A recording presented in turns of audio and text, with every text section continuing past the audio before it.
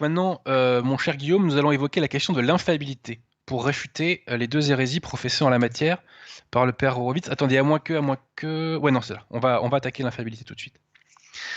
Alors, le père Horowitz soutient d'une part que l'infaillibilité du magistère ordinaire, enfin que le magistère ordinaire, pardon, n'est pas infaillible, et il invente que les évêques réunis en concile, à eux seuls, je dis bien à eux seuls, seraient infaillibles.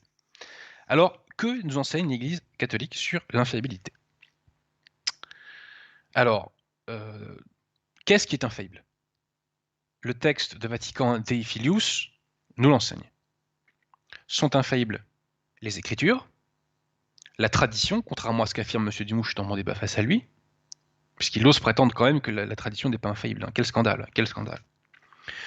Sont également infaillibles et doivent être crus de foi divine le magistère ordinaire universel de l'Église et le magistère extraordinaire de l'Église. Qu'est-ce que c'est le magistère ordinaire de l'Église? Le magistère ordinaire de l'Église, c'est lorsque l'Église enseigne. Voilà. Et quand on parle d'infaillibilité, je précise, on est infaillible en matière de foi et de mœurs. Donc quand Benoît XV, par exemple, fait une encyclique sur Dante, bon bah ça, c'est pas infaillible. Donc bref, le magistère ordinaire, c'est lorsque l'on enseigne, et le magistère extraordinaire, c'est lorsque l'Église définit un dogme. Donc comment fonctionne l'infaillibilité?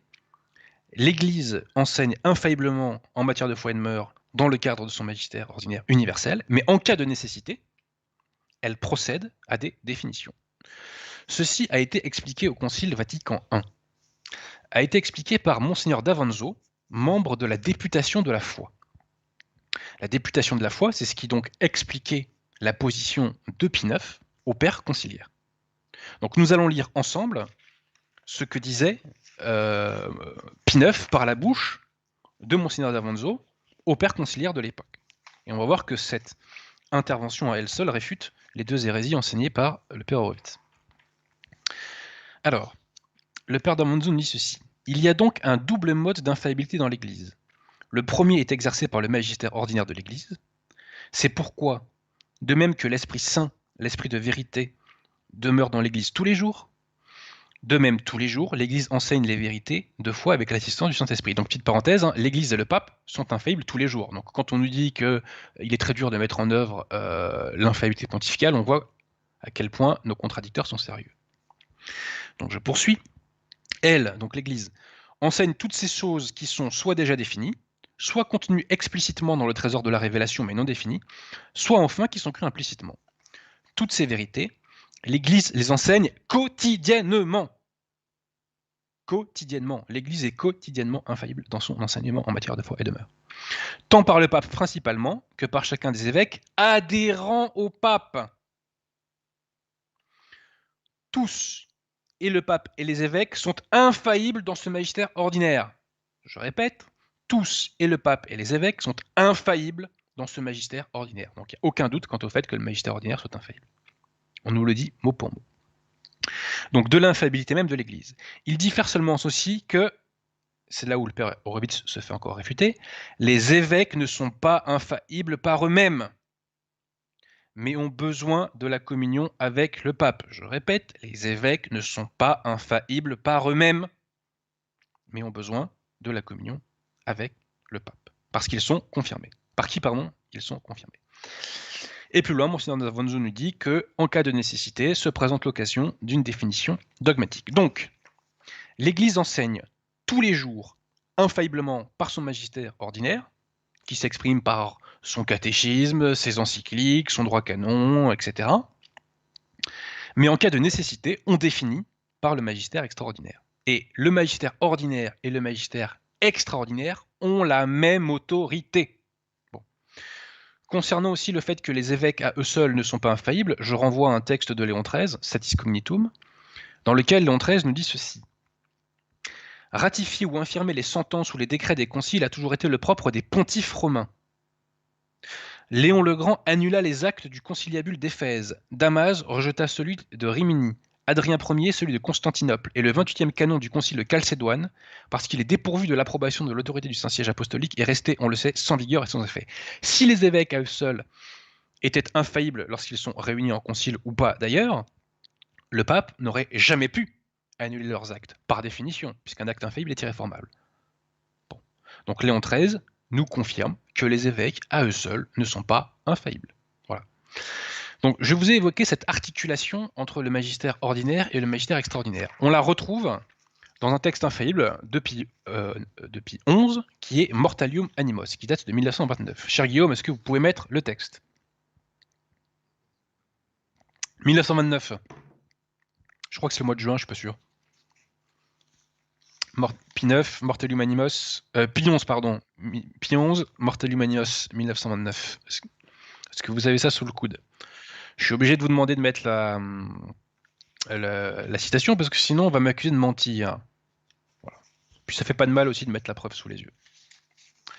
Alors que nous dit Pie IX dans Mortalium Animos? Il nous dit ceci. Le magistère de l'Église s'exerce chaque jour, par le pontife romain et les évêques en communion avec lui. Mais en outre, toutes les fois qu'il s'impose de résister plus efficacement aux erreurs et aux attaques des hérétiques ou d'imprimer dans l'esprit des fidèles des vérités expliquées avec plus de clarté et de précision, ce magistère comporte le devoir de procéder opportunément à des définitions en forme et termes solennels. Cet usage, et puis plus loin, on nous dit que c'est donc un usage extraordinaire du magistère. Donc on voit bien, enseignement quotidien infaillible, mais lorsque les nécessités l'exigent, on procède à une définition par le magistère extraordinaire. Donc on nous confirme ce que disait Monseigneur d'Avanzo, et pour cause. Et pour cause, Pie XI confirme tout simplement ce que disait Pie IX. Enfin, dernier point, on va citer cette fois-ci, cher Guillaume, Humani Generis de Pie XII. Le texte date de 1950. Puisque la question qui est posée par certains, c'est est-ce que les encycliques appartiennent au magistère ordinaire de l'Église? On se rappelle que M. Dumouche m'avait opposé que non, je crois que c'était dans mon premier débat. On va voir ce que répond Pie XII à ce sujet.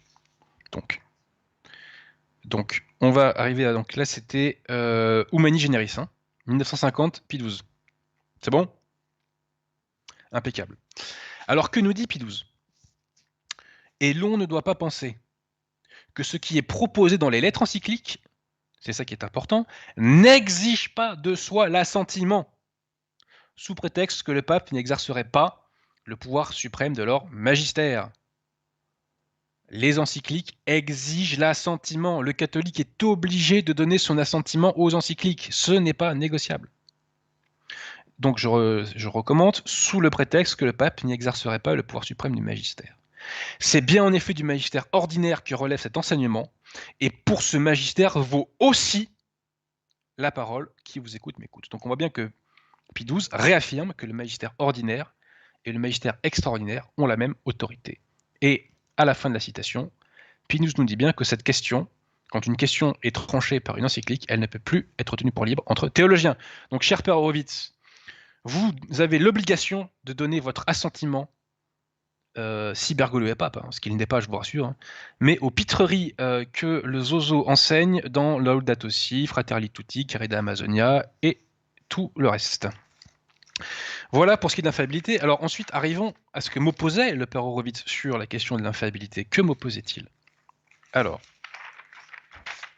12 minutes 30, il me disait, le problème de ce dogme, c'est qu'il est extrêmement complexe à mettre en œuvre. Premièrement, il n'y a pas de problème avec ce dogme. Ce dogme ne pose de problème que aux personnes qui veulent le nier. Et les personnes qui veulent le nier volontairement, intentionnellement en général, le font parce que si on admet l'infaillibilité du magistère ordinaire de l'Église, on démasque automatiquement la secte conciliaire. Automatiquement. Bon. Par ailleurs, on a vu que ce dogme n'est pas difficile à mettre en œuvre, puisque l'Église, lorsqu'elle enseigne en matière de foi et de mœurs, est infaillible. 14 minutes 33. Le Père Horowitz dit ceci. Retenez bien cette phrase qui ne vient pas de moi. Je serais d'ailleurs curieux de savoir de qui elle vient, Père Horowitz. Ce qu'un pape a fait, un autre peut le défaire. Je réponds qu'un acte de gouvernement ou disciplinaire, effectivement, peut être défait, mais en matière de foi et de mœurs, ce qu'un pape fait ne peut jamais être défait. Ensuite, la plupart des décisions doctrinales des papes dans leurs encycliques ne sont pas ex cathedra. On vient de voir que c'était faux, les encycliques sont infaillibles en matière de foi et de mœurs. 16 minutes 45. Le Père Horowitz dit ceci. Maître Abosi pense que chaque fois qu'un pape écrit une encyclique, Pie IX, Pie XI, Léon XIII, cela relève de l'infaillibilité. Eh bien, vous voyez que non. Je réponds au Père Horowitz, eh bien, vous voyez que si. Voilà. Le Père Horowitz dit par ailleurs qu'il faut qu'il ait des formules précises, et les encycliques n'en ont pas, nous dit-il. Bah, c'est faux. Il n'y a absolument pas besoin de formalisme précis pour être infaillible. Et à 24 minutes 25, le Père Horowitz nous dit « Les encycliques ne font pas partie de l'infaillibilité ». On vient de voir que Pie XII enseigne le contraire dans Humani Generis. Voilà. Alors ensuite, 24 minutes 39, le Père Horowitz nous dit ceci. Vos petits textes n'ont pas plus d'autorité qu'autre chose. Je réponds que mes petits textes, Père Horowitz, que vous retrouvez dans Parole de Pape, pour l'immense majorité d'entre eux, sont les textes du magistère de l'Église. Donc, ils sont infaillibles en matière de foi et de mœurs. Et ils ont sans doute beaucoup plus d'autorité que votre dictionnaire de théologie catholique qui enseigne n'importe quoi sur la canonisation des saints et sur Roberto de Mattei. Roberto de Mattei. À 1h12 minutes et 20 secondes, il nous dit « L'exercice de l'infaillibilité pontificale est très peu fréquent. » On a vu que c'était faux. À 1 minute 14, ah oui, ça c'est génial ça. À 1 minute, à 1h 14 minutes et 30 secondes, le Père Horowitz dit « Vous niez l'infaillibilité propre à tous les évêques. Échec et mat !» Le Père Horowitz se met échec et mat tout seul parce qu'il professe une hérésie. Il n'y a pas d'infaillibilité des évêques seuls. Ça n'existe pas. Voilà. Désolé. Voilà, donc c'est une correction fraternelle. C'est une correction fraternelle. Ensuite, est-ce qu'il y avait d'autres choses que nous disait le Père Horowitz? Attendez. Oui, alors il me dit, est-ce que tous les évêques ont été trompés à Vatican II? Je réponds non, pas tous. Il y a une minorité qui n'a pas été trompée. Et d'ailleurs, l'un d'entre eux, Monseigneur Blasius Kurz, qui est allemand, n'a signé aucun texte. Et non seulement il n'a signé aucun texte, mais dans les décennies qui suivent, il a ordonné un abbé, l'abbé Storck, je crois, qui sera ensuite consacré évêque par Monseigneur Gérard-Deslauriers. Donc, l'abbé Horowitz nous dit tous les évêques réunis en concile, c'est aussi l'infaillibilité. On a vu que c'était une hérésie. L'abbé Horowitz me dit comment les évêques ont-ils erré dans la foi? Comment est-ce possible à 37 minutes? Mais je réponds au Père Horowitz, on a déjà vu des évêques errer dans la foi. Les évêques orientaux ont apostasié en 1054. Ils ont apostasié. Et à l'époque de l'arianisme, des évêques ont massivement apostasié également. Malheureusement, c'est possible. La seule personne sur Terre dont on est certain qu'elle ne sera jamais hérétique, c'est le pape. Voilà, c'est le pape. C'est le seul. N'importe qui, sinon, malheureusement, peut potentiellement apostasier. Voilà, donc je pense qu'on a tout dit sur la question de l'infaillibilité.